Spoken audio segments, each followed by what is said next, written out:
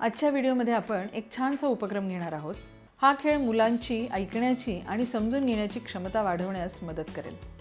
या खेळामुळे मुलांच्या बोधात्मक कौशल्ये तसेच भाषा विकासातही मदत होईल। विविध वस्तूंची वैशिष्ट्ये समजून घेणे आणि त्यांचे वर्णन करणे आणि नवीन माहिती ही आधीच्या माहितीशी जोडून त्यांचे ज्ञानही मुले वाढवतील। या छानशा उपक्रमासाठी तुम्हाला तुमचा वर्ग नीट व्यवस्थित लावायचा आहे, म्हणजे वर्गातील वस्तू नीट व्यवस्थित लावायच्या आहेत। चला तर बघूया हा उपक्रम ताई अंगणवाडीतल्या मुलांबरोबर कसा घेत आहे ते। ताई मुलांचा एक गट करते आणि त्यांना कोडे सोडवण्यासाठीच्या खेळाच्या सूचना देते। ताई मुलांना वस्तूंच्या वैशिष्ट्यावरून वस्तू ओळखायची असल्याचे सांगते। पहिल्या कोड्यात ताई पेन्सिलीचे वर्णन करते आणि मुले ते बरोबर ओळखतात आणि शोधून देतात। दुसऱ्या कोड्यात ताई चेंडूचे वर्णन करते।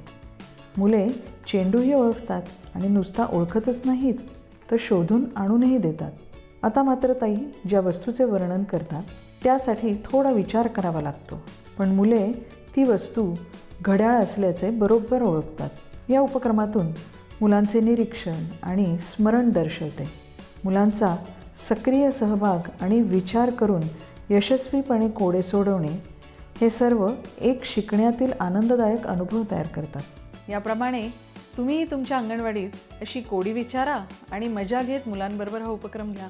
हा उपक्रम अधिक आव्हानात्मक बनवण्यासाठी तुम्ही मुलांना त्यांनी शोधलेल्या वस्तूंबद्दल अधिक माहिती सांगायलाही सांगू शकता। जसे की घड्याळाचे काम काय आहे, घड्याळावर अंक कोणते आहेत म्हणजेच नंबर कोणते आहेत, घड्याळाचा आकार कोणता आहे इत्यादी।